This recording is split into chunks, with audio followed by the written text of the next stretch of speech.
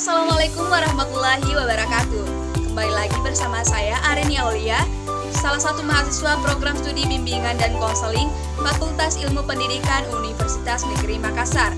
Melalui video kali ini saya akan membahas beberapa materi terkait keterampilan komunikasi. Untuk lebih jelasnya, tonton dan simak video kali ini. Untuk bagian pertama, kita akan membahas tentang pengertian komunikasi. Komunikasi merupakan proses penyampaian atau saling tukar informasi atau pesan antara dua pihak, komunikator dan komunikan, dengan membentuk suatu hubungan.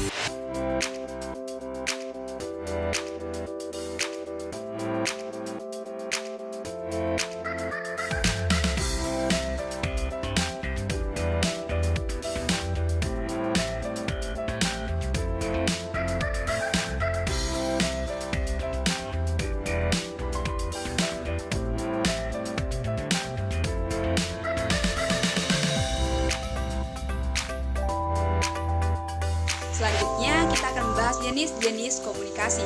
Yang pertama adalah komunikasi intrapersonal, yaitu komunikasi yang berlangsung di dalam diri individu.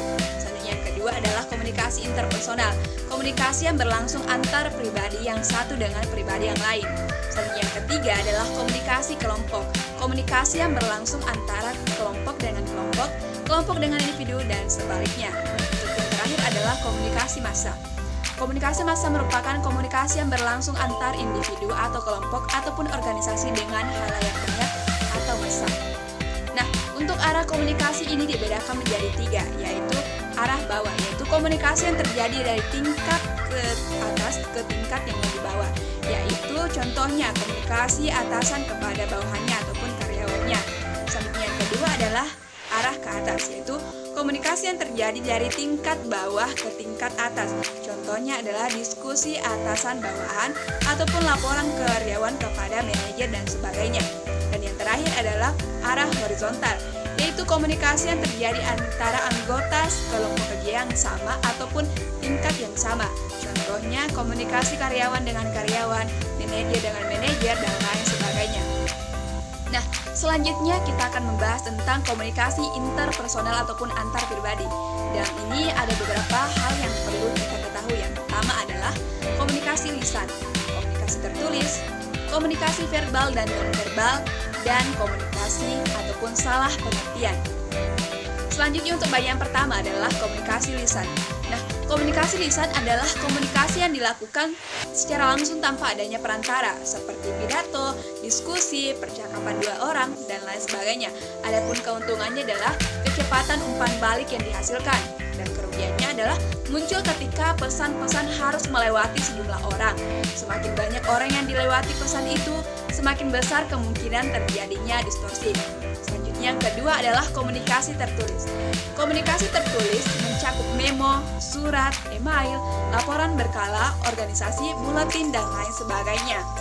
Adapun keuntungannya adalah pesan dapat disimpan dalam waktu yang tidak terbatas, dan kerugiannya adalah tidak membangun mekanisme umpan balik dalam komunikasi, serta proses penyampaian pesannya memakan waktu.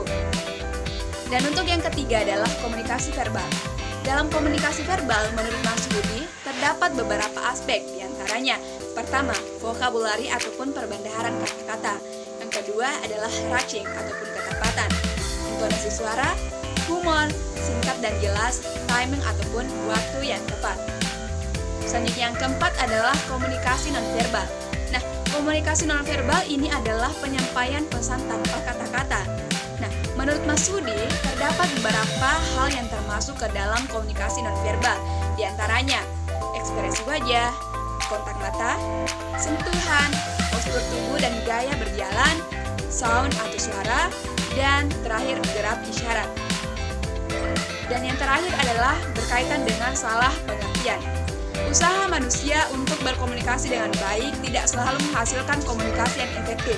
Walaupun seseorang telah berusaha untuk berbicara dengan benar, namun makna kata ataupun pesan-pesan nonverbal yang ditangkap oleh orang lain dapat salah.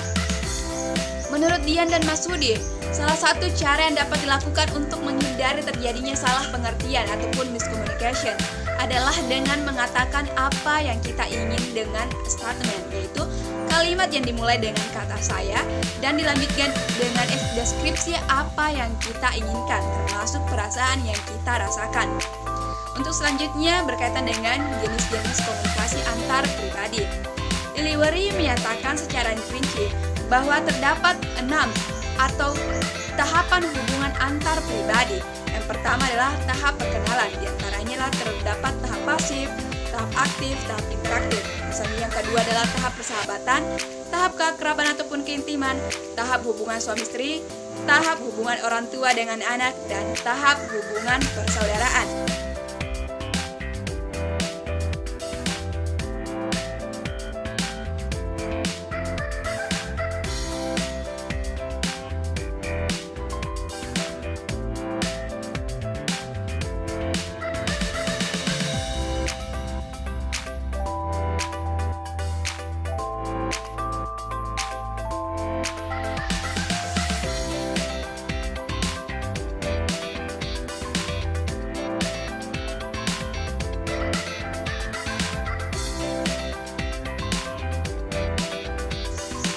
Selanjutnya kita memasuki materi berkaitan dengan self-disclosure ataupun pembukaan diri.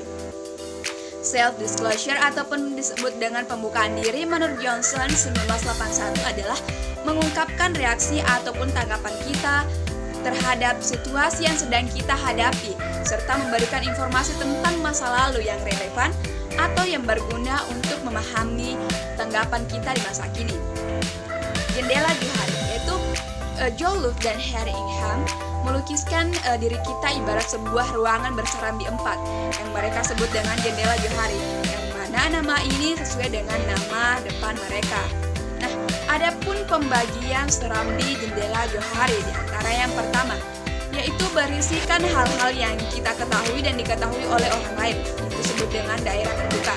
Serambi kedua, berisikan hal-hal yang kita tidak ketahui namun diketahui oleh orang lain, ini disebut dengan daerah buta. Selanjutnya serambi ketiga, berisikan hal-hal yang kita ketahui namun tidak diketahui oleh orang lain, ini disebut dengan daerah tersembunyi. Dan untuk serambi keempat, berisikan hal-hal yang tidak diketahui orang lain dan juga tidak diketahui oleh diri kita sendiri, disebut dengan daerah tak sadar. Membangun kepercayaan. Nah, untuk membangun kepercayaan, untuk membangun sebuah relasi, dua orang harus saling mempercayai satu sama lain. Menurut Supratiknya, hal ini dilakukan pada saat menentukan di mana mereka harus mengambil resiko dengan cara saling mengungkapkan lebih banyak tentang pikiran, perasaan, dan reaksi mereka terhadap situasi yang tengah mereka hadapi, atau dengan cara saling menunjukkan penerimaan, dukungan, dan juga kerjasama. Mempercayai dan berpercayai. Mempercayai artinya rela menghadapi resiko, menerima akibat-akibat menguntungkan ataupun merugikan dengan menjadikan dirinya rentan di hadapan orang lain.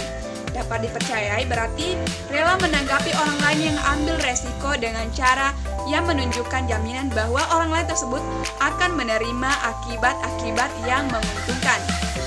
Untuk selanjutnya kita akan membahas tentang hambatan komunikasi efektif.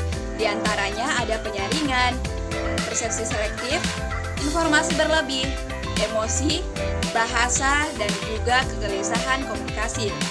Nah, untuk bagian yang pertama adalah berkaitan dengan penyaringan. Nah, penyaringan ini mengacu kepada pengirim yang memanipulasi informasi sedemikian rupa sehingga akan tampak lebih menguntungkan di mata si penerima. Selanjutnya untuk yang kedua adalah persepsi selektif. Untuk persepsi selektif ini penerima dalam proses komunikasi secara selektif melihat dan mendengar berdasarkan kebutuhan, motivasi, pengalaman, latar belakang, dan karakteristik penerimanya. Selanjutnya adalah informasi berlebih. Setiap orang memiliki kapasitas tertentu untuk mengolah data. Mereka cenderung menyeleksi, mengabaikan, melewati, atau bahkan melupakan informasi. Atau mereka menghentikan pengolahan sampai situasi informasi berlebih itu lewat. Tidak peduli apakah akibatnya adalah kehilangan informasi dan komunikasi yang efektif. Selanjutnya berkaitan dengan emosi. Ini berkaitan erat dengan bagaimana perasaan penerima pada saat menerima komunikasi akan mempengaruhi cara menginterpretasikan pesan yang diterimanya. Selanjutnya adalah berkaitan dengan bahasa. Para pengirim cenderung berasumsi bahwa kata-kata dan istilah-istilah yang mereka gunakan berarti sama dengan penerima, dan bagi mereka sendiri. Tentu saja ini seringkali tidak benar, jadi menciptakan kesulitan di dalam komunikasi. Selanjutnya berkaitan dengan kegelisahan komunikasi. Orang yang menderita kegelisahan komunikasi mengalami ketegangan dan kecemasan yang tidak pada tempatnya dalam komunikasi lisan, tulisan, ataupun keduanya. Misalnya, orang yang cemas dengan kemampuan lisan merasa luar biasa sulit untuk berbicara dengan orang lain secara tatap muka ataupun menjadi sangat gelisah bila harus menggunakan telepon. Selanjutnya berkaitan dengan materi, konflik, dan nilai positifnya. Menurut Supratiknya 1995, yang dimaksud dengan konflik adalah situasi di mana tindakan salah satu pihak berakibat menghalangi, menghambat, atau mengganggu tindakan pihak lain. Pada umumnya, masyarakat memandang konflik sebagai keadaan yang buruk dan harus dihindarkan. Konflik dipandang sebagai faktor yang akan merusak hubungan, maka harus dicegah. Bila kita mampu mengelolanya secara konstruktif, konflik bisa saja memberikan manfaat positif bagi diri kita sendiri maupun bagi hubungan kita dengan orang lain. Nah, menurut Johnson 1981, beberapa contoh manfaat positif dari adanya konflik. Yang pertama adalah konflik dapat menjadikan kita sadar bahwa ada persoalan yang perlu dipecahkan dalam hubungan kita dengan orang lain. Selanjutnya, konflik dapat menyadarkan dan mendorong kita untuk melakukan perubahan-perubahan dalam diri kita. Konflik dapat menumbuhkan dorongan dalam diri kita untuk memecahkan persoalan yang selama ini tidak jelas kita sadari atau kita biarkan tidak muncul ke permukaan. Konflik dapat menjadikan kehidupan lebih menarik. Perbedaan pendapat dalam membimbing ke arah tercapainya keputusan-keputusan bersama yang lebih matang dan bermutu. Dan yang terakhir adalah konflik dapat menghilangkan ketegangan-ketegangan kecil yang sering kita alami di dalam hubungan dengan seseorang. Selanjutnya, untuk strategi di dalam mengatasi konflik, diantaranya dikenal dengan adanya gaya pura-pura. Itu cenderung menghindar dari pokok-pokok persoalan maupun dari orang-orang yang dapat menimbulkan konflik. Selanjutnya, untuk gaya ikan hiu, ini konflik harus dipecahkan dengan cara satu pihak menang dan pihak lainnya kalah. Selanjutnya, untuk gaya kancil, ini berkaitan bahwa konflik harus dinamaikan, bukan dipecahkan agar hubungan tidak menjadi rusak. Selanjutnya, gaya rubah, ini mengorbankan sedikit tujuan-tujuannya dan hubungannya dengan pihak lain demi tercapainya kepentingan dan kebaikan bersama. Selanjutnya, untuk gaya terakhir adalah gaya burung hantu, yaitu selalu berusaha mencari penyelesaian yang memuaskan kedua belah pihak dan mampu menghilangkan ketegangan serta perasaan negatif yang mungkin muncul di dalam diri kedua belah pihak akibat konflik tersebut. Mungkin itulah yang dapat saya sampaikan berkaitan dengan materi keterampilan komunikasi. Lebih dan kurangnya mohon dimaafkan. Wassalamualaikum warahmatullahi wabarakatuh.